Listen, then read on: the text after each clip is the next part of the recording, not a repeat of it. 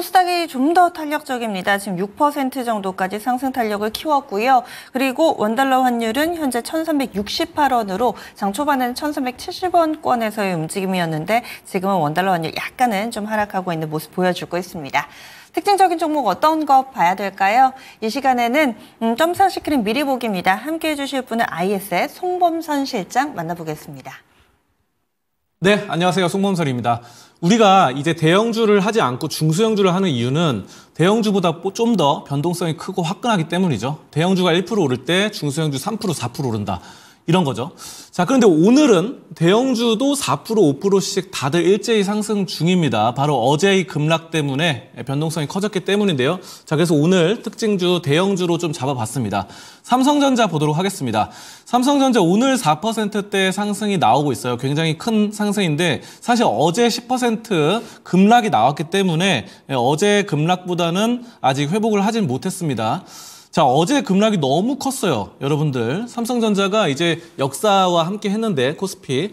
근데 이제 예전에 우리나라의 불황들, 여러 가지 불황들이 있었죠. 뭐, 서브프라임, 모기지론 뭐 이런 것도 있었고, IMF도 있고 했는데, 하루 만에 10%씩 이렇게 떨어지는 거는 정말 보기 드문 사례죠. 자, 그런 것들이 낙폭이 과대했다라는 것이 오늘 반등의 주 포인트가 되겠고요. 전반적으로 저는 앞으로 올라갈 거라 보고 있는데 왜냐하면은 삼성전자의 하반기 실적 굉장히 좋아질 것으로 판단을 합니다. 자, 그래서 하반기에 매출이 상반기보다 13% 증가할 것이고요. 영업이익 역시 31조 원으로 80% 늘어날 것이다. 이렇게 전망되고 있습니다. 자, 그래서 여기에 따라서 이제 HBM 관련해서 계속해서 말이 나오고 있고 여러 납품도 굉장히 잘 되고 있어요. 그래서 HBM3E도 하반기에 납품이 될 것이다. 그런 비중도 60%대로 높아질 것이다. 삼성전자 아주 현재로서는 긍정적으로 반등할 것이다. 이렇게 판단하겠습니다. 자, 그러면은 그 다음 종목 셀트리온 보도록 하겠습니다.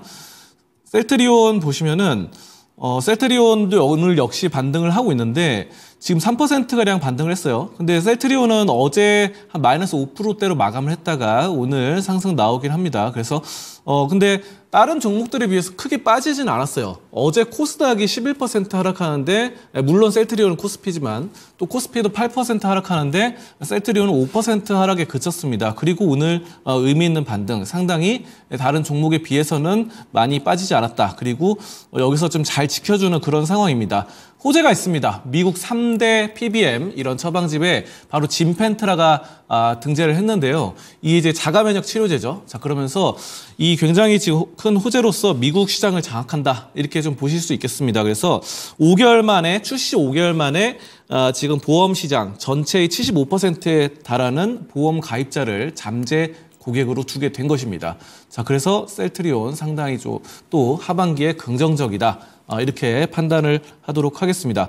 자, 다음은 네이버입니다. 네이버 같은 경우도 지금 오늘 어느 정도 반등이 나오는데 자, 그 4%대 반등 어제 좀 크게 빠졌죠. 근데 네이버는 최근에 굉장히 많이 하락을 했어요. 자, 그래서 그에 따른 모멘텀 반등이 어느 정도 나올 것이고 최근에 이제 여러 가지 인공지능, 로보틱스 이런 미래 기술을 지속적으로 개발을 해 나가고 있습니다. 그래서 IT 인프라, 기업향 솔루션을 계속해서 확대하고 있고 지금 인터넷 그러면 검색 포탈 1위죠. 그래서 지금 앞으로의 상황들 계속해서 반전해서 나갈 가능성이 상당히 높다. 네이버.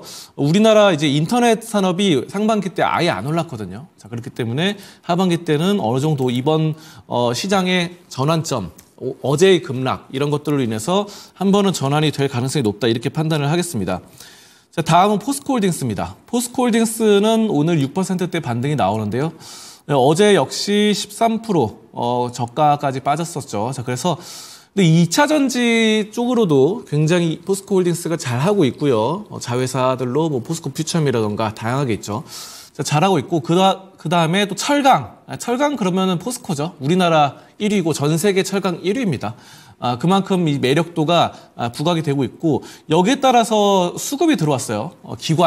기관이 어제 이렇게 급락을 하는 와중에도 기관이 저점에서 받아서 매수를 했습니다. 자, 이런 점들. 어제 증시를 전체적으로 보면은 기관과 외국인이 팔았는데 포스코홀딩스에는 기관이 대량으로 들어왔다는 거죠. 자, 그래서 앞으로의 이런 수급적인 포인트가 앞으로 좀 긍정적이다 이렇게 판단을 하고요. 자, 그 다음에 현대차 보도록 하겠습니다. 자, 현대차 같은 경우 오늘 상승세가 7%가량 나오고 있는데요. 어제 8% 빠지고 오늘 거의 만회를 했습니다. 어제의 하락분을 거의 봉상으로 양봉 나오면서 만회를 하고 있다라고 보시면 되고, 이 상반기에 미국 전기차 판매량이 60%나 늘었습니다. 엄청나게 많이 늘었죠. 전기차만 60% 늘었고요. 또 전체적인 차량, 뭐 가솔린차라던가 전기차 다 합해서는 46% 상승했다. 상반기에 이렇게 볼 수 있겠습니다. 그래서 현대차 지금 상당히 미국 쪽으로 잘 되고 있는 상황입니다. 자, 그리고 한국가스공사 보도록 하겠습니다. 한국가스공사는 이거 대왕고래 테마 관련돼서 계속해서 말이 나오는 거죠. 그래서 메이저 업체로서 사실 대왕고래 테마의 대장입니다.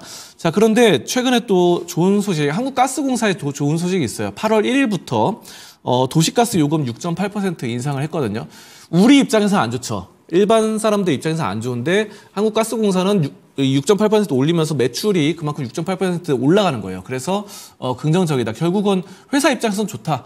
그래서 우리가 가스비로 좀 고생하는 거, 더 비용 부담이 되는 거를 이런 종목으로 어느 정도 커버가 된다. 저는 이렇게 판단하고 있습니다. 자, 이상으로 오늘 특징주 6가지 살펴봤습니다.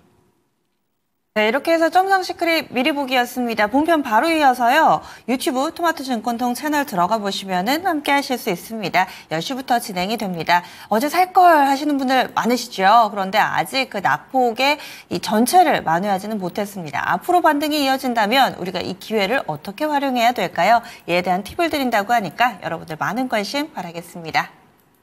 오늘은 조금은 웃는 얼굴로 여러분들과 함께 할 수 있는 이 개장 시간이었습니다. 마감 때는 더 밝은 얼굴로 뵐 수 있었으면 좋겠고요.